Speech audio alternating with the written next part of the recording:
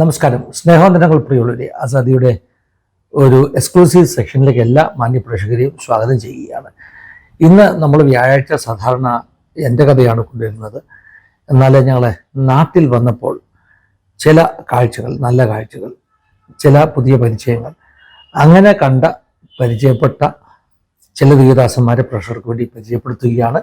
അവരുടെ ജീവിതാനുഭവങ്ങൾ നിങ്ങളുമായിട്ട് പങ്കുവെക്കുകയാണ്. വളരെ യാദൃച്ഛികമായിട്ടാണ് പുനലൂർ എൻ്റെ വൈഫിൻ്റെ വീട്ടിൽ വെച്ച് ഒരു സഞ്ചാരിയാകുന്ന ദേവദാസനെ പരിചയപ്പെട്ടത്. സഞ്ചാരി എന്ന് പറയുമ്പോൾ പഴയ കാലത്ത് നമ്മുടെ ഇടയിലൊക്കെ ഈ വീടുകൾ തോറും കയറി ഇറങ്ങി പ്രാർത്ഥിക്കുന്ന പഴയ ചില ഉപദേശിമാരില്ലായിരുന്നു. ഞങ്ങൾ നാട്ടിൽ ചെന്നപ്പോൾ, വൈഫിൻ്റെ വീട്ടിൽ ചെന്നപ്പോൾ അന്ന് രാവിലെ ഒരു ഉപദേശി ഇതുപോലെ ഞങ്ങളുടെ വീട്ടിൽ വന്നു. അപ്പോൾ എൻ്റെ വൈഫിൻ്റെ വീട്ടിൽ വൈഫിൻ്റെ മമ്മിയൊക്കെ പറഞ്ഞു, ഈ ഉപദേശി എല്ലാ മാസവും നമ്മുടെ വീട്ടിൽ വന്ന് പ്രാർത്ഥിച്ചിട്ട് പോകുന്ന ഉപദേശിയാണ്. ഇങ്ങനെ കാൽനടയായി നടന്ന് ഓരോ തെരുവുകളിലൂടെ, ഓരോ ഇടവഴികളിലൂടെ, അതിൻ്റെ സൈഡിലുള്ള വീടുകളിലൊക്കെ കയറി പ്രാർത്ഥിക്കുക, ഇങ്ങനെ നടന്ന് പ്രാർത്ഥിക്കുന്ന ഒരു ഉപദേശി. നേരത്തെ നമ്മളൊരു പ്രോഗ്രാം ചെയ്തിരുന്നു. ഇങ്ങനെയുള്ള പഴയ ഒത്തിരി ഉപദേശിമാർ, അവരുടെ ഒരു സ്വാധീനം പല ദേശങ്ങളിൽ, പല കുടുംബങ്ങൾക്ക് അവർ മാസത്തിലൊരിക്കലോ ഒക്കെ പോയി, 2 മാസത്തിലൊരിക്കലോ ഒക്കെ പോയി പ്രാർത്ഥിക്കുന്നത് ഒരു തണുപ്പായിരുന്നു, ആശ്വാസമായിരുന്നു എന്ന് അനേകം അനുഭവങ്ങളിൽ നിന്ന് നമ്മൾ കേട്ടിട്ടുണ്ട്. അങ്ങനെ ഒരു ഉപദേശിയെ പിന്നെയും കണ്ടതിൻ്റെ സന്തോഷം കൊണ്ട്, കൗതുകം കൊണ്ട് ഞാൻ അദ്ദേഹത്തിൻ്റെ ജീവിതാനുഭവങ്ങളൊക്കെ ചോദിച്ചു. ആദ്യം നമ്മൾ റെക്കോർഡ് ചെയ്യാൻ തുടങ്ങിയപ്പോൾ ഞാൻ ചിന്തിച്ചില്ല ഇത് നമുക്ക് ആസാദിയിൽ ഇടാൻ വേണ്ടിയാണ് റെക്കോർഡ് ചെയ്യുന്നതെന്നൊന്നും ചിന്തിച്ചില്ല. ഒരു ഉപദേശിയപ്പച്ചനെ കണ്ടപ്പോൾ, പരിചയപ്പെട്ടപ്പോൾ റെക്കോർഡ് ചെയ്ത ഒരു വീഡിയോ പിന്നീട് എനിക്ക് മനസ്സിലായി അദ്ദേഹത്തിൻ്റെ ജീവിതാനുഭവങ്ങൾ ചുരുക്കമായിട്ടാണെങ്കിലും പ്രേക്ഷകരുടെ മുമ്പിലേക്ക് എത്തിക്കണമെന്ന്. ശ്രീധരൻ എന്നാണ് അദ്ദേഹത്തിൻ്റെ പേര്. ഇടുക്കിക്കാരനാണ്. ഇപ്പോൾ കൊല്ലം ജില്ലയിൽ താമസിക്കുന്നു. ഞാൻ അവിടെ വെച്ച് പരിചയപ്പെട്ട പരിചയങ്ങൾക്കപ്പുറമായിട്ട് സത്യം പറഞ്ഞാൽ അദ്ദേഹത്തിൻ്റെ ഫോൺ നമ്പർ ഉണ്ടോ എന്ന് പോലും ചോദിക്കാൻ ഞാൻ മറന്നുപോയി. എന്തായാലും അല്പസമയങ്ങൾ അദ്ദേഹത്തിൻ്റെ ചെറിയ ചെറിയ അനുഭവങ്ങൾ നമ്മളുമായിട്ട് പങ്കുവച്ചു. ഞങ്ങളുടെ ഇടയിൽ നടന്ന ഒരു സംഭാഷണം, ഞാൻ അദ്ദേഹത്തോട് ചോദ്യങ്ങൾ ചോദിക്കുന്നു. അങ്ങനെ അദ്ദേഹം ഇടയ്ക്കൊക്കെ പറഞ്ഞ ചില അനുഭവങ്ങളൊക്കെയാണ് ഈ എക്സ്ക്ലൂസീവ് സെഷനിൽ ഇതോടൊപ്പം ചേർക്കുന്നത്. മാത്രമല്ല, നാട്ടിൽ കുറേ നല്ല കാഴ്ചകൾ കണ്ടു. മറ്റൊരു എപ്പിസോഡിൽ ഞങ്ങളുടെ ഫാമിലി ടൈമിൽ അത് ഉൾപ്പെടുത്താമെന്ന് ആഗ്രഹിക്കുന്നു. എന്നാൽ ഈ ഒരു വീഡിയോയ്ക്കകത്ത് ഞങ്ങളൊരു ചെറിയ പരസ്യോഗത്തിൻ്റെ വീഡിയോയും കൂടെ ആഡ് ചെയ്യുന്നുണ്ട്. കൊല്ലം ബീച്ചിൽ ഞങ്ങൾ പോയപ്പോൾ അവിടെ പ്രകൃതിയായിട്ടൊരു പരസ്യോഗം നടക്കുന്നു. ഒരു മാരുതി ഈക്കോ ആണോ ഒമ്നിയാണോ അതിൻ്റെ മുകളിൽ ബോക്സൊക്കെ കെട്ടിയിട്ട് ഒരു നല്ലൊരു പരസ്യവും അടുത്ത് ചെന്ന് ഞങ്ങൾ കുറച്ചു നേരം നിന്ന് കേട്ടു. 2 കണ്ണും കാണാൻ വയ്യാത്ത ഒരു ദേവദാസനാണ് അത് നയിക്കുന്നത്. പാസ്റ്റർ ഡേവിഡ് എബ്രഹാം, വിമുക്തി മിഷൻ. അദ്ദേഹത്തെ പരിചയപ്പെടുവാനിടയെ തുടർന്നു. ചില ചെറിയ സീൻസ് ഈ വീഡിയോയുടെ അവസാനം കാണിക്കുന്നുണ്ട്. വിശദമായിട്ട് അദ്ദേഹത്തിൻ്റെ ഒരു ജീവിതാനുഭവം നമുക്ക് ഭാവിയിൽ കേൾക്കാമെന്ന് ആഗ്രഹിക്കുന്നു. അപ്പോൾ ഈ 2 വീഡിയോകൾ നിങ്ങൾ കാണണം. ഇന്നത്തെ സെഷൻ, എക്സ്ക്ലൂസീവ് സെഷൻ, നമുക്കൊരു അനുഗ്രഹമായി തീരുമെന്ന് വിശ്വസിക്കുകയാണ്. വീട്ടിൽ ആരൊക്കെയുണ്ട്? വീട്ടിൽ വൈഫ്, മക്കള്. ശരി. ഓക്കെ. ഏത് ചർച്ച ഇപ്പം നിൽക്കുന്ന മാനസികമായിട്ട് ചർച്ചക്കോട്, മാനസികമായിട്ട് ചർച്ചക്കോട്. ആ മാനസികമായിട്ട് പറയാൻ കാരണം സഭ വിട്ടതല്ല, ദൈവനായിട്ട്. അതിന് മുമ്പ് എവിടെ ആയിരുന്നു? മുമ്പ് ഇടുക്കിയിൽ. അതായത് ദൈവശബ്ദം കേട്ടിറങ്ങിയതാണ്. അതാണ് ഇവിടെ കാരണം. ദൈവശബ്ദം 8 വർഷമായി. ഇടുക്കിയിൽ ഏത് ചർച്ചായിരുന്നു? ഇടുക്കിയിൽ ന്യൂ ഇന്ത്യ ചർച്ച് ഓഫ് ഗോഡോ? അല്ലല്ല, ന്യൂ ഇന്ത്യ ബൈബിൾ ചർച്ച്. ആ, ശരി. അവിടുത്തെ സഭയുടെ സെക്രട്ടറി ആയിരിക്കുമ്പം നീ സെക്രട്ടറി നീ കണക്കൂട്ടണ്ട, നീ സെക്രട്ടറി ആണെന്നത് നീ കണക്കൂട്ടണ്ട, നീ മാന്യമോടൊപ്പം ഇരിക്കും. ശരി. ഇന്നത് സംഭവിച്ചുകൊണ്ട് ശരി. ഇന്ന് തെളിന്നൊക്കെ ഉൾപ്പെട്ടില്ലായിരിക്കട്ടെ. ആ ജീവിതത്തിൽ എനിക്കതിനൊന്നും യോഗ്യതയുള്ള ആളല്ല. ശരി. എൻ്റെ പട്ടണം നോക്കി ഒന്നുമില്ല, പക്ഷേ എൻ്റെ ദൈവം. ശരി. എങ്ങനെയാ വിശ്വാസത്തിൽ വന്നത്? വിശ്വാസത്തിൽ വന്നത് മറ്റു കാരണങ്ങളുണ്ട്. എന്തോ ഒന്നുകൂടി പറയാം. വിശ്വാസം വന്നതിന് മറ്റ് കാരണങ്ങളൊന്നുമില്ല. എനിക്കെൻ്റെ ഓർമ്മ വെച്ചൊന്നും ഭക്തിയുള്ള ജീവിതം ഇഷ്ടം. അതായത് ക്രിസ്തീയ ഗാനവും ഹിന്ദുക്കളുടെ കാണുന്ന ഇഷ്ടംപോലെ ഒറ്റത്തിൽ പാടുക ആ പാടി എങ്ങനെ അവസാനം ഒരു ദിവസം ബന്ധുക്ക് സൂട്ടം വെച്ചു വന്നു. എത്ര വയസ്സുണ്ടായിരുന്നു? അന്ന് ഏതാണ് പട്ടി 1.5 വയസ്സുണ്ട്. 24 വയസ്സുണ്ടായിരുന്നു. അന്നത്തെ എനിക്ക് അന്നത്തെ പുകയിൽ ഏറ്റവും കട്ടിയായ പുകയാണ് ചാർമിനാർ. എന്താണ്? ചാർമിനാർ സിഗരറ്റിന്റെ കാര്യമാണ് പറയുന്നത്. അത് കൂട്ട് 6 മണിക്കൂർ കൊണ്ട് ഏതാണ്ട് ഒരു പാക്കറ്റ് മേടിക്കും. അതിനടുത്ത് പോയി അങ്ങനെ വെളുത്തൊന്നു. ജോലി എന്തുവായിരുന്നു ചെയ്യുന്നത്? കൂലിപ്പണി. ഈ കൂലിപ്പണി കിട്ടുന്ന പണമെല്ലാം ഇങ്ങനെ ചാർമിനാർ വലിച്ച് തീർക്കുമായിരുന്നു. ലഹരിക്ക് മറ്റ് കുടിക്കാൻ കാശ് കൊടുത്തിട്ടില്ല. കുടിക്കാൻ കൊടുത്തിട്ടില്ല. സിഗരറ്റ് വലിക്കുമായിരുന്നു. പിന്നെ പോയിട്ട് ഒരു തുച്ഛമായ കാശ് വീട്ടിൽ കൊടുക്കും. തുച്ഛമായ സമയം ഈ പുകയ്ക്കുള്ള കാശ് എടുത്ത് ബാക്കിയുള്ള മൊത്തം വീട്ടിൽ കൊടുക്കും. അത് ശരി. വീട്ടിലെപ്പോഴും 25-27 സ്റ്റോക്കായിരുന്നു. അങ്ങനെ ഒരിക്കൽ അന്നേരം വിവാഹിതനായിരുന്നു ആ സമയത്തൊക്കെ? അതെ. വിവാഹം കഴിഞ്ഞാണ് ചർച്ചിൽ പോകാൻ തുടങ്ങിയത്. അങ്ങനെ ചർച്ചിൽ പോയി അന്ന് പോകാൻ കാരണമില്ല. ചർച്ചിൽ പോയി അന്ന് തന്നെ പ്രതിഷ്ഠിച്ചു. ആ പ്രതിഷ്ഠയുടെ തുച്ഛമാണ് ഇപ്പം പിന്മാറ്റി. എന്തോ ഒരു മിനിറ്റ് ഈ വണ്ടി ഒന്ന് എടുത്തോട്ടെ. എനിക്ക് ശരിക്കും കേൾക്കണം, സൗണ്ട് അല്ലേ? എന്താ പറഞ്ഞ? ചർച്ചിൽ പോയി അന്ന് തന്നെ ചർച്ചിൽ പോയി തുച്ഛമാണ് പിന്മാറി. കുറച്ച് ദിവസം കഴിഞ്ഞപ്പോൾ പിന്മാറിയപ്പം എൻ്റെ വലത് കക്ഷത്തിൽ 5 പരുവ്, ഇടതിൽ 1, അങ്ങനെ 6 പരുവ് എൻ്റെ കൈ ഇങ്ങനെ ഇരിക്കുകയാണ്. നീണ്ടതായ ദിവസങ്ങൾ മാസങ്ങൾ പിന്നിട്ടു. പിന്നെയും എങ്ങനെയോ സ്വപ്നം പോലെ ചർച്ചിൽ പോയി. ആ ചർച്ചിൽ പോയി എങ്ങനെയോ സ്വപ്നം പോലെ പരു പിന്നെ കണ്ടിട്ടില്ല. പിന്നെ കണ്ടിട്ടില്ല. ശരി. അപ്പോഴും ജീവിതം വളരെ അത് കഴിഞ്ഞ് എൻ്റെ അനുസരണക്കേട് മുഖാന്തരം ഞാൻ തെങ്ങേണ്ടായിപ്പോയി. പറഞ്ഞോട്ടെ. കോട്ടയം മെഡിക്കൽ എൻ്റെ അനുസരണക്കേട് നിമിത്തം ഞാൻ തെങ്ങേണ്ടായിപ്പോയി. കോട്ടയം മെഡിക്കൽ കൊണ്ട് അഡ്മിറ്റ് കശാപ്പേരെ കൊണ്ട് കെട്ടിട്ടു. എത്ര അഹിതീന്നാ വീണത്? ഏതാണ്ട് ഒരു 10-12 15 പൊക്കമുണ്ട്. 15 അടി. കണ്ട് ഇവിടെ വെച്ച് വട്ടുകൂടി. രണ്ടാൾ പൊക്കത്തിൽ കൂടുതലുണ്ടായിരുന്നു. വട്ടുകൂടി. ആ വട്ടുകൂടിന് എന്നെ കൊണ്ട് കെട്ടുകയും ഏതാണ്ട് തുച്ഛമായ ദിവസം കഴിയുമ്പം ഞാൻ ബോധം തുടങ്ങി. അമ്മയും കൊടുത്തു. അപ്പം ഞാൻ മരുന്ന് വിധിയെഴുതി. വീണ്ടും വീട്ടിൽ വന്നും അല്പமான ജോലികൾ ചെയ്യാൻ തുടങ്ങിയപ്പം ഒരു മണ്ണപുറ്റിയെ പോലെ, ഒരു പാണ്ടനെ പോലെ, ഒരു ചെകിടിനെ പോലെ, ഒരു റൂമിനെ പോലെ നിൽക്കുമ്പം 2 മണി സമയം വേനൽക്കാല ഉയർത്തി ശബ്ദം വിടും. ഇങ്ങനെ പല വിഷയങ്ങൾ ഓർക്കുമ്പം നീ എൻ്റെ സാക്ഷിയെന്ന് ഞാൻ മാറ്റുന്നില്ല. ആ വാക്കാണ്. അന്നേരം അയലൊക്കെ വീട്ടിൽ പോയി അവർ ഉപയോഗിച്ചിട്ട് അല്പം സോപ്പിൽ കല്ലിൽ പതിച്ചു വെക്കണം. അത് ചോദിച്ച് മേടിച്ച് ഉള്ള അടക്കി വെളുപ്പിൽ ആ പോക്ക് 24 വർഷം ഭാഗ്യമായിട്ട് പോയി. സുവിശേഷത്തിന് വേണ്ടി. ഭാഗികം എന്ന് പറഞ്ഞാൽ ജോലി ചെയ്തോണ്ടോ? കൂലിപ്പണി തന്നെ ചെയ്തോണ്ട്. അതെ. അതിനുശേഷം ഇപ്പം 6 വർഷമായിട്ട് സ്ഥിരം വേലയിൽ പോയി. 6 വർഷമായിട്ട് സ്ഥിരം വേലയാണ്. എന്തോ ചെയ്യുന്നത്? ഇന്ന് വീടുകളിൽ പോയി പ്രാർത്ഥിക്കും. അറിയാവുന്ന ഇത് വചനം പറയും. രേഖലകൾക്കും പോകും. ഏതൊക്കെ സ്ഥലങ്ങളിലാ? ദൈവമാക്കുന്നവർക്കൊപ്പം. ഓക്കെ. അവിടെ മുസ്ലിമിനില്ല, ക്രിസ്ത്യാനിനില്ല, ഹിന്ദുവിനില്ല, പെന്തക്കോസ്തിനില്ല. എല്ലാ വീടുകളിലും പോകുമ്പോൾ സ്വീകരിക്കുമോ ആളുകൾ? സ്വീകരിക്കുന്നുണ്ട്, സ്വീകരിക്കത്തുണ്ട്. സങ്കടമില്ല. ശരി. കാരണം എൻ്റെ കത്ത വീട്ടിൽ എനിക്ക് കിട്ടുള്ളൂ. അത് സന്തോഷത്തോടെ സ്വീകരിക്കും. നമ്മുടെ ഈ കൊല്ലം ജില്ല വിട്ട് വെളിയിൽ പോകുമോ അതോ ജില്ലയ്ക്കകത്തൊക്കെ തന്നെയാണോ? കൊല്ലം ജില്ല വിട്ട് പോയിട്ടില്ല. കൊല്ലം ജില്ലയുടെ പല സ്ഥലങ്ങളിൽ ഇങ്ങനെ പോകും. ഇപ്പോൾ എവിടെയാണ് താമസിക്കുന്നതെന്ന് പറഞ്ഞത്? വെള്ളിമല. ഇവിടുന്ന് എന്തോ ദൂരമുണ്ട്? ഇവിടുന്ന് പുല്ലൂർക്ക് 15 രൂപ. അവിടെ വീണ്ടും പുല്ലൂരിന് വെള്ളിമലയ്ക്ക് 30 രൂപ പോയിട്ട്. പുല്ലൂരിൽ നിന്ന് 15 രൂപ വെള്ളിമലയ്ക്ക്. ഇവിടുന്ന് പുല്ലൂർ വരെ നടക്കും.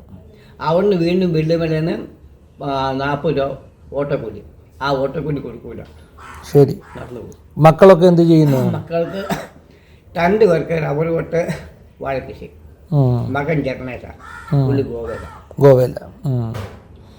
ശരി, ഞാനിങ്ങനെ നിൽക്കുന്നത്. ശരി. അപ്പം ദൈവം ഒരു ദിക്ക് കണ്ടും ആ ദിക്കിലേക്ക് പോകും.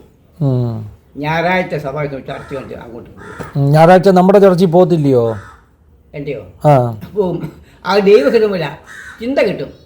ഇന്ന് ചർച്ച ആ ചർച്ചിലേക്ക്. ഇപ്പം മക്കളും ഭാര്യയും ഒക്കെ ആ ചർച്ചിലാണോ പോകുന്നത്? അവർ ചർച്ചയ്ക്ക് പോകുന്നത്. വെള്ളിമല ചർച്ചക്കൂടോ? മൂത്ത മകള് ന്യൂൻ്റെത് വിവാഹം കഴിച്ചയപ്പിച്ചു. അതെ. രണ്ടാമത്തെ മകള് SK തോമസിലൂടെ പുല്ലൂര്. ഞാൻ ചർച്ചയ്ക്ക് പോകുന്നത്. ചർച്ചക്കൂടില്ല. ശരി. എന്തുകൊണ്ട് ഞാൻ സഭ നോക്കിയല്ല, ഞാൻ ഒറ്റ മുഖം നോക്കുള്ളൂ. അവിടെ എന്ത് പറഞ്ഞു. ശരി. അപ്പം ഇങ്ങനെ വിവിധ വീടുകളിലൊക്കെ പോകുമ്പോഴേ ആളുകൾ കർത്താവിനെ സ്വീകരിച്ച അനുഭവങ്ങളൊക്കെ ഉണ്ടോ? ഉണ്ട്, ഉണ്ട്. പതിനും അറിയാവുന്ന വിദ്യാഭ്യാസമില്ല. എന്തുവരെ പഠിച്ചതാ? 5 വരെ. ശരി, 5 വരെ പഠിച്ചിട്ടുള്ളൂ. അപ്പം നമ്മളിങ്ങനെ നടക്കുന്നു. 10, 25, 30 വർഷമായി അല്ലേ? ആ തെങ്ങേന്ന് വീണ അനുഭവത്തിന് ശേഷം വീടുകളിൽ കയറി സുവിശേഷം പറയും. അന്ന് കൂലിപ്പണി ചെയ്യുന്ന സമയത്ത് ഇങ്ങനെ വീടുകളിൽ പോവാന്നോ ചെയ്യുന്നത്? അതെ. അന്ന് ഞാൻ ചേർത്ത് അന്ന് മുരിക്ക് കിട്ടുന്ന സമയമാണ്. കാപ്പ് കുടിക്കാൻ പോയ സമയത്ത് എനിക്ക് വേറെ സ്ഥിരം തരാമോ? വേറെ ഞാൻ ജോലി കഴിഞ്ഞ് കാപ്പ് കുടിക്കാൻ പോകും, പട്ടുപണി. അതെ. ആ കാപ്പ് കുടിക്കാൻ പോകും. എൻ്റെ ഒരു വാക്കട്ടി ഉണ്ട്, ഞാൻ ഒരു കയ്യിൽ കൊടുത്തിട്ടുണ്ട്, ഒരു കെട്ടുണ്ട്. അപ്പം എനിക്ക് വേറെ സ്ഥിരം തരാമോ? ഞാൻ ചോദിച്ചു. ഞാൻ ഒറ്റയ്ക്കുള്ളൂ. എനിക്ക് വേറെ സ്ഥിരം തരാമോ? ഇന്ന് നിലവിൽ നല്ല ഇന്ന് അടിസ്ഥാനപരമായിട്ട് പറയാം, ഇതല്ലാതെ മറ്റൊന്ന് ഇതിനെ കണ്ടിക്കാൻ മറ്റൊന്നിനും ശരി രുചിച്ചേർന്നു. ശരി. യേശുവിന് രുചിച്ചേർന്നു. രുചിച്ചറിഞ്ഞെന്ന് പറഞ്ഞപ്പോഴേ എന്തൊക്കെ അനുഭവങ്ങളുണ്ടാക്കാൻ യേശുവിനെ രുചിച്ചറിഞ്ഞ? അതായത് നീ ചിന്തിക്കുന്ന വിഷയങ്ങൾ സഫലമാണെങ്കിൽ നീ അടുത്ത് വരണം, നീ അടുത്ത് വരണം. എന്നും കൊണ്ട് എല്ലാം തരില്ല. എനിക്കൊരു സമയമുണ്ട്, എനിക്കൊരു സമയമുണ്ട്. അപ്പച്ചൻ രുചിച്ചറിഞ്ഞ അനുഭവങ്ങളാ പറയാൻ ഞാൻ ചോദിച്ചത്. അപ്പച്ചൻ്റെ ജീവിതത്തിൽ രുചിച്ചറിഞ്ഞ അനുഭവങ്ങൾ. അതായത് ഞാൻ ആഹാരത്തിൽ പോയിട്ടുണ്ട്, വസ്ത്രത്തിന് പോയിട്ടുണ്ട്, ചെരിപ്പിടാൻ പോയിട്ടുണ്ട്, നല്ലവണ്ണം നടക്കാൻ വേണ്ടി പോയിട്ടുണ്ട്. ക്രിസ്തുവിനെ കണ്ട ശേഷം ശരി ഞാൻ രുചിക്കത്തൊന്നുമില്ല, എല്ലാം കിട്ടി. ഇനി അതല്ല മറ്റൊരു യേശു മറ്റൊരു ദൈവം ഇല്ല, എനിക്കില്ല. മുഴുവൻ പേരെങ്ങനെയാ? ശ്രീധരൻ. എൻ്റെ വീട്ടുകാരെ ശ്രീധരൻ കൊല്ലംപുരയ്ക്കൽ. കൊല്ലംപുരയ്ക്കൽ ഇടുക്കി ജില്ലയിൽ എവിടെയായിരുന്നു? ഇടുക്കി ജില്ലയിൽ മര്യാവരം പഞ്ചായത്ത്. ശരി. അപ്പോൾ എല്ലാം ഡേവിഡ് എടുത്തിട്ടുണ്ട്, എല്ലാം പിടിച്ചിട്ടുണ്ട്, എല്ലാം പിടിച്ചിട്ടുണ്ട്. അതുകൊണ്ടല്ലേ ചോദിക്കുന്നത്. എന്നൊരു കാര്യം ചെയ്യാം. ആരുമില്ല നീയൊഴികെ ചാരുവാനൊരാൾ പാരിലൻപിയ നീറി നീറി ഖേദങ്ങൾ മൂലം എരിയുന്ന മാനസം നിൻ തിരുമാർവിൽ ചാരുമ്പോഴല്ലാതാശ്വസിക്കുമോ. ശരി. ഈ ചുമയും അസ്വസ്ഥതയൊക്കെ ഇപ്പോൾ ഉണ്ടോ ഇങ്ങനെ? അതിന് കാരണം എനിക്ക് രോഗശാന്തി കിട്ടിയ ആളാണ്. രോഗശാന്തി കിട്ടിയതാ? മരുന്ന് ഉപയോഗിക്കത്തില്ലയോ? അല്ല കേട്ടോ, ആ മരുന്ന് കിട്ടിയപ്പം ജലദോഷം വന്നു. ഇതിന് ഞാൻ വില കൊടുക്കാതെ ഞാൻ മരുന്നെത്തി വെച്ചു. അവിടെ പത്തിക്കേട് സംഭവിച്ചു. അതാണ് കാരണം. പത്തിക്കേട് സംഭവിച്ചു? എന്താ പത്തിക്കേട്? ഞാൻ രോഗശാന്തി തന്നെ പ്രാർത്ഥിച്ചപ്പെട്ട മരുന്ന് കഴിച്ചു. മരുന്ന് കഴിച്ചു? തെറ്റല്ലേ? മരുന്ന് ഉപയോഗിക്കത്തില്ലായിരുന്നല്ലേ? രോഗശാന്തി അതായത് ഒരു ചിമ്മിക്കൊരു ഉപ്പ് കണ്ടു, ഉപ്പ് നല്ലതാണ്. പക്ഷെ പല്ലുവേദന എങ്ങനെ അറിയും, എനിക്കൊന്നും വരാം. എന്താ പറഞ്ഞ എനിക്ക് മനസ്സിലായി. ഒരു ഷിമ്മിക്കൂട് മറ്റു ഉപ്പ് കണ്ടു. ഉപ്പ്? ഈ ഉപ്പ് നല്ലതല്ലേ, പക്ഷെ ഉപ്പിൻ്റെ പുളി ഒന്ന് കൂടിക്ക് ഇരിക്കത്തില്ല. ആ പല്ലുവേദനയ്ക്ക് പ്രാർത്ഥിച്ചു. അന്ന് രാത്രി യോഹന്നാൻ സുവിശേഷം വായിക്കാൻ പറ്റും. ആ വായിച്ചു. ആ സെക്കൻഡിൽ കിട്ടും. പിന്നെ അതിന് വില കൊടുക്കാൻ സാധിച്ചില്ല. അതാണ് കാരണം. ഒരു രോഗിയുടെ മരുന്ന് തലക്കൊണ്ട് കഴിച്ചു. ആ രോഗി അന്നേ കയറ്റി വന്നു. കട്ടിലൊക്കെ അമ്മച്ചിട്ട് അതായത് മിറ്റത്ത് നിന്നുകൊണ്ട് കൈ ഇങ്ങനെ വെച്ചു, കഥക്കണി വെച്ചില്ല, കൈ ഇങ്ങനെ വെച്ചു, കളിച്ചു അമ്മച്ചി വെച്ചു. അതാണ് പോയത്. ശരി. കണ്ണിനെന്തോ പറ്റിയതാ? അത് മറുക കണ്ണിൻ്റെയോ? കണ്ണിന് കാഴ്ചക്ക് പ്രശ്നമുണ്ടോ? കാഴ്ചക്കോ? ഇല്ല ഇല്ല, കാഴ്ചക്ക് പ്രശ്നം. മുഖട്ടിങ്ങനെ ഓരോ ഒറ്റയ്ക്ക് പിടിക്കാം. അത് ശരി. അപ്പൊ ഞാൻ ഈ കണ്ണ് കണ്ടപ്പോൾ കാഴ്ചക്ക് പ്രശ്നം ഉണ്ടാകുന്നു? ഒരിക്കലും ഇല്ല. വണ്ടി കഴിയുമ്പോൾ ആൻ്റെ ആ അപ്പച്ചൻ പെണ്ണ് കണ്ണ് കാഴ്ച, അയ്യോ കാഴ്ചയുണ്ടേ.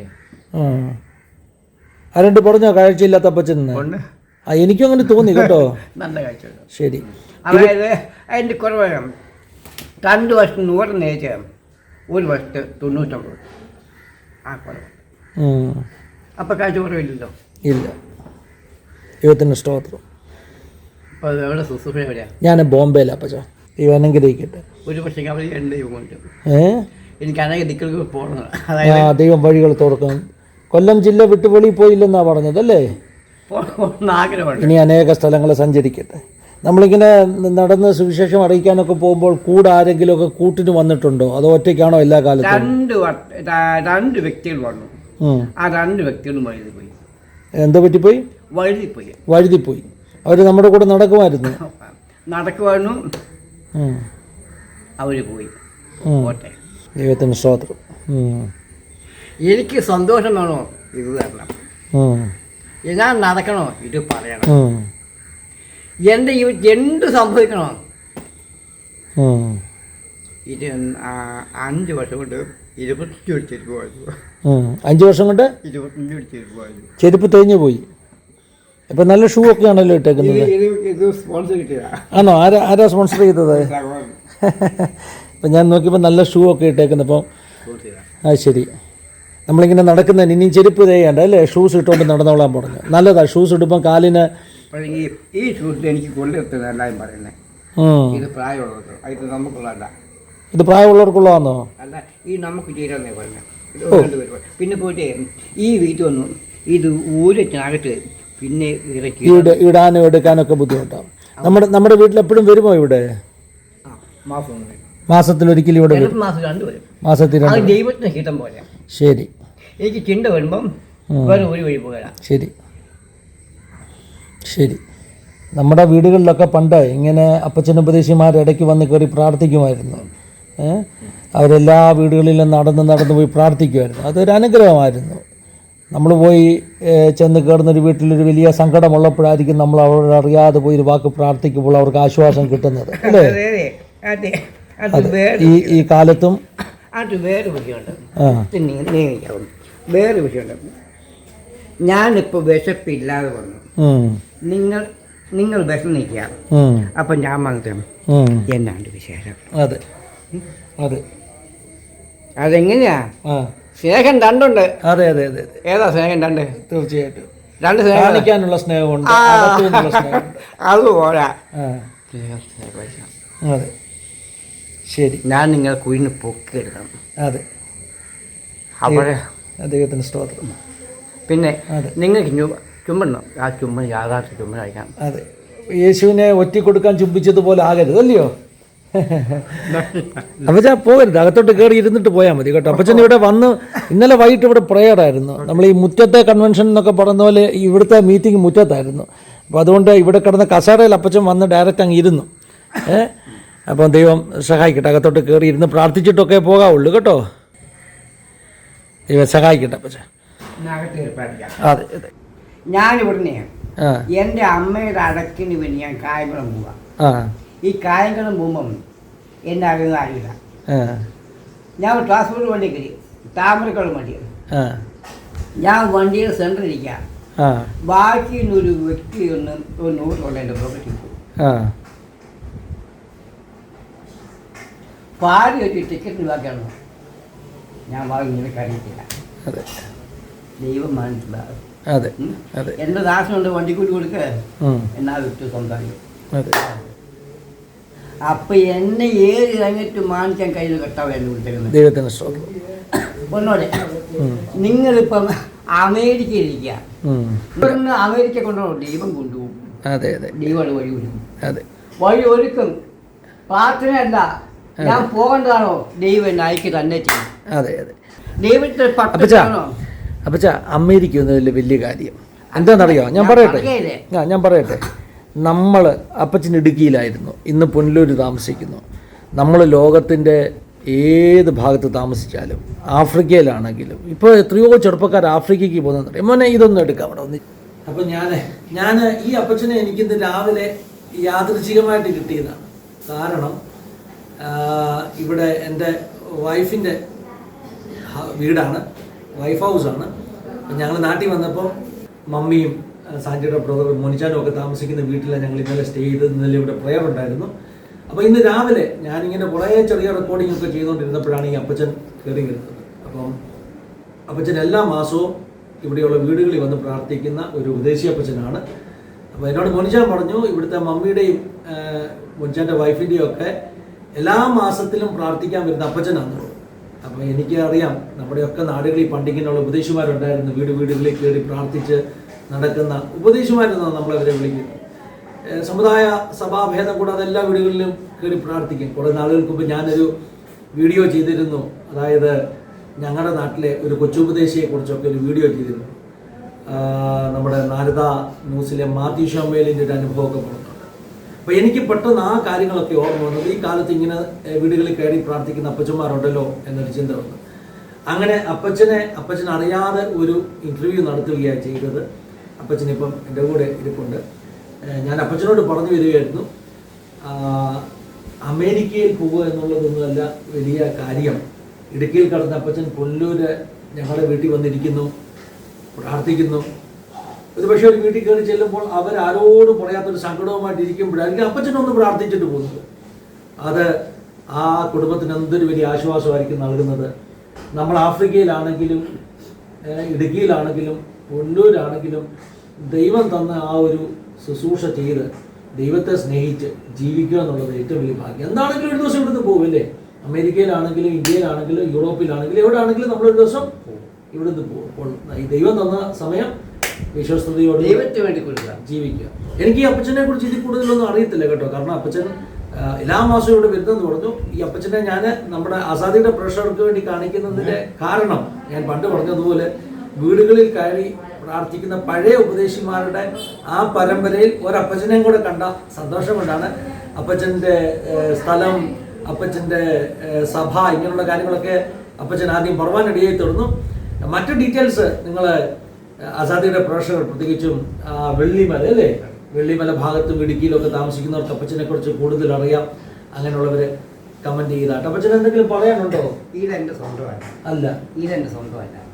ഇതൊക്കെ എനിക്ക് ഓരോരുത്തർ തരുന്നതാണ്. ദൈവം നടത്തുന്നു അല്ലേ? ദൈവം നമ്മെ കരുതി നടത്തുന്നു. കർത്താവ് സഹായിക്കട്ടെ, അനുഗ്രഹിക്കട്ടെ. നല്ലൊരു പിന്നെ എനിക്ക് 10 കിട്ടാതെ അതിൽ 3 എനിക്ക് എനിക്ക് 3 രൂപ സാധു വ്യക്തിക്ക് പോയിട്ട് അയക്കും. 10 രൂപ കിട്ടിയാൽ 3 രൂപ എനിക്ക് സ്വന്തമായിട്ട് 3 രൂപ ഒരു സാധു വ്യക്തിക്ക് ഒരു ചായ 7 രൂപയായി. ബാക്കി 3 ദശാംശം. ദശാംശം അല്ല, ഇപ്പൊ 30% കൊടുക്കുന്നത് അല്ലേ? ഓഹരി. ദൈവത്തിന് സ്വന്തം. ദൈവം സഹായിക്കട്ടെ കേട്ടോ. കുടുംബമായിട്ട് അനുഗ്രഹിക്കട്ടെ. വൈഫിനെയും കുഞ്ഞുങ്ങളെയൊക്കെ നമ്മൾ ഈ നടക്കുന്നതിൻ്റെയൊക്കെ പ്രതിഫലം അവർക്ക് കിട്ടുമല്ലയോ? ദൈവം നിശ്ചയമായിട്ട് അനുഗ്രഹിക്കും. സന്തോഷം. പിന്നെ ഒന്നുകൂടെ പറയാം. നമ്മൾ വീട്ടിൽ കയറി വെള്ളം തന്നിട്ടില്ല, നമ്മൾ അവർ അനുഗ്രഹിച്ചു. അതെ അതെ. ഏത് വീട്ടിൽ ചെന്നാലും ഒരു വെള്ളം പോലും തന്നില്ലേലും അനുഗ്രഹിച്ചാണ് അവർ അനുഗ്രഹിച്ചേ പോകാവുള്ളൂ. ഒന്നും കിട്ടിയില്ലേ? നിരാശപ്പെടരുത്. വീണ്ടും തീ കത്തിച്ചു വരണം. അങ്ങനെ പല വീടുകൾ ഒന്നും കിട്ടിയില്ല. അവർ മടിക്കട്ട് മുന്നോട്ട് തന്നെ ശരി. ആ മുന്നോട്ട് പോകുമ്പം ദൈവം മനസ്സും ശരീരത്തിലെ ഒരു കൈ ഒരുപോലെ ദൈവം നടത്തും. ശരി. ഇത് നടക്കേണ്ട വരെ അല്ല, ഇത് കത്തിപ്പോണം. ശരി. എനിക്ക് നല്ല ഭാഷ, എനിക്ക് നല്ല ഉറപ്പുണ്ട്.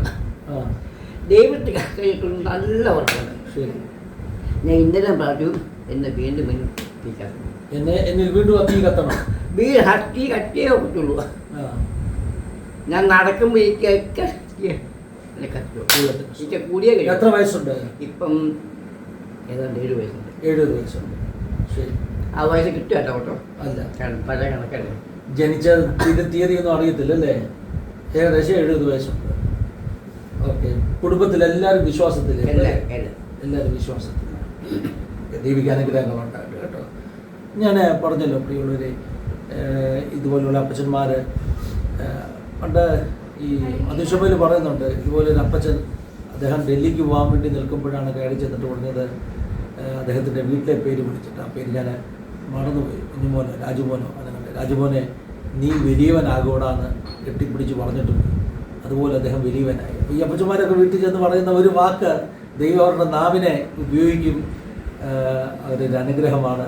പലപ്പോഴും സമൂഹത്തിൽ നിന്ന് ഇവർക്ക് ഒരു വലിയ അക്സെപ്റ്റൻസോ അല്ലെങ്കിൽ വലിയൊരു ആദരവോ വലിയ ഒരു ആളുകൾ ഇവിടെ പുകഴ്ത്തുകയോ ഒന്നും ചെയ്യത്തില്ല. പക്ഷേ അവർക്കറിയാവുന്ന രീതിയിൽ ഒരു കർത്താവിൻ്റെ വേല ചെയ്യുന്നു. പ്രിയ സഹായിക്കണം. ഒന്ന് പ്രാർത്ഥിക്കാമോ? ഒന്ന് പ്രാർത്ഥിച്ചാൽ ശരി. എളിയവൻ മക്കൾക്ക് ലോകമേലും അനുകൂലമല്ലല്ലോ നാഥ. എളിയവൻ മക്കൾക്ക് ലോകമേലും അനുകൂലമല്ലല്ലോ നാഥ. വലിയവനാം നീ അനുകൂലമാണ്, ബലവും മഹിമയും നീതാൻ. വലിയവനാം നീ അനുകൂലമാണ്, ബലവും മഹിമയും നീതാൻ. ആരുമില്ല നീയൊഴികെ ചാരുവാനൊരാൾ പാരിലൻകിയ. പിതാവേ, നാളുകളായിട്ട് വാത്സല്യമുള്ള പ്രവൃത്തി വന്നു. പലപ്പോഴും ലഭിച്ചതായ സ്വീകരണം, ആഹാരം, എല്ലാത്തിനും പടിമടങ്ങ് മടക്കൊടുക്കാതെ ആപത്താണ് രോഗം ഒന്നും സംഭവിക്കാതെയും ഈ വെളിച്ചം കിട്ടും. വ്യക്തികാൻ ഇന്ന് കിട്ടിയതായ ആ സന്ദർഭം ഈ ദൈവദാസനുമായിട്ട് സംസാരിക്കുകയും അനേക വിഷയങ്ങൾ ചെയ്ത് അതെല്ലാം കേൾക്കുന്നു. അത് വീണ്ടും വീണ്ടും നിങ്ങൾ കേൾക്കുവാൻ പേടിക്കാനായിട്ടുണ്ട്. ഇവിടെ ഇപ്പോൾ നിങ്ങൾ പരസ്പരം പിരിയാട്ടുപെട്ടും വീണ്ടും കൂടിക്കണ്ട് അങ്ങയെ മഹത്വപ്പെടും. ഉള്ളം കൈ കഴിഞ്ഞ് ആപത്തെ വിളിക്കും. ദൈവിക മഹത്വം പറഞ്ഞു മഹത്വമായിട്ടാണ് യേശു. കർത്താദാസന് ആ ഒരു ശ്രീധരൻ അപ്പച്ചൻ്റെ അനുഭവങ്ങൾ നിങ്ങൾ കേട്ടല്ലോ. ഇനിയും ഞങ്ങൾ കാണിക്കുന്ന ആ ഒരു വീഡിയോ ക്ലിപ്പിങ്സ് പാസ്റ്റർ ഡേവിഡ് എബ്രഹാമും അദ്ദേഹത്തോടു കൂടിയുള്ള അദ്ദേഹത്തിൻ്റെ സഭാ വിശ്വാസികളും ചേർന്ന് നടത്തുന്ന പരസ്യത്തിൻ്റെ കാഴ്ചകളാണ്.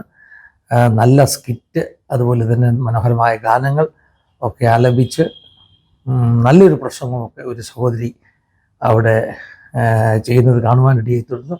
വിശദമായ വിവരങ്ങൾ, വിശദമായ അനുഭവങ്ങളൊക്കെ കർത്താവിനെ ഉദ്ദേശിച്ചാൽ പിന്നീടൊരു സെഷനിൽ നമുക്ക് കാണുവാനിടയായി.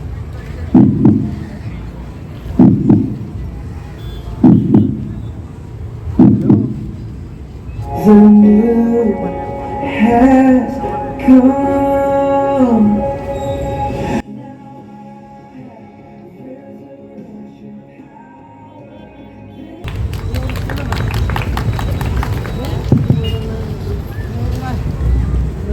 വിടുവിക്കുവാൻ ഒരാത്മീയ മാർഗമുണ്ട്. അതാണ് യേശുക്രിസ്തുവിന്റെ മാർഗം. അതിലേക്ക് ഞങ്ങൾ സ്വാഗതം ചെയ്യുന്നു. ഒരു ചെറിയ ഉദാഹരണം കൂടെ പറഞ്ഞുകൊള്ളട്ടെ. ഒരിക്കൽ ലോകത്തെ ഏറ്റവും വലിയ വെള്ളച്ചാട്ടമാണ് നയാഗ്ര വെള്ളച്ചാട്ടം എന്ന് പറയുന്നത്.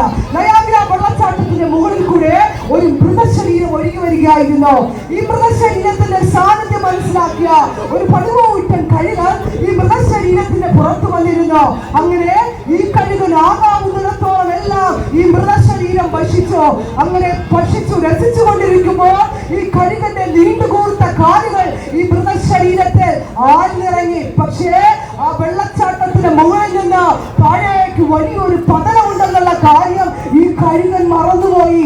അങ്ങനെ ഈ മൃതശരീരം താഴേക്ക് വീണപ്പോൾ ആ കഴുകന് പറക്കുവാൻ കഴിയാതെ അതിൽ ആഴ്ന്നിറങ്ങിയത് കൊണ്ട് ആ മൃതശരീരത്തോടൊപ്പം പറയുന്നു. ജീവിതത്തിൽ ഇതുപോലെ ഏതെങ്കിലും പാപ സ്വഭാവങ്ങൾക്ക് ആഴ്ന്നിറങ്ങി വിട്ടുമാറുവാൻ കഴിയാതെ, അതിൽ നിന്ന് പിന്മാറുവാൻ കഴിയാതെ നാമായിരുന്നാൽ നമ്മുടെ ജീവിതത്തിൽ ഒരിക്കലും ഒരു പതനമുണ്ട് കേട്ടോ, ഒരു പതനമുണ്ട്. ആ പതനത്തിനകത്ത് അകപ്പെടാതിരിക്കണമെങ്കിൽ സർവശക്തനായ ദൈവത്തിലേക്ക് തിരിയൂ എന്ന് ഒരു എളിയ സഹോദരി എന്ന രീതിയിൽ എന്റെ ശബ്ദം ശ്രമിക്കുന്ന നല്ലവരായ എന്റെ മാതൃ സഹോദരങ്ങളോട് ഞാൻ നിങ്ങളോട് ബുദ്ധി ഉപദേശിച്ചുകൊണ്ട് എന്റെ ഈ സന്ദേശത്തിൽ നിർത്തുന്നു. ഇതുവരെ എന്നെ ശ്രമിച്ച എല്ലാ നല്ലവരോടും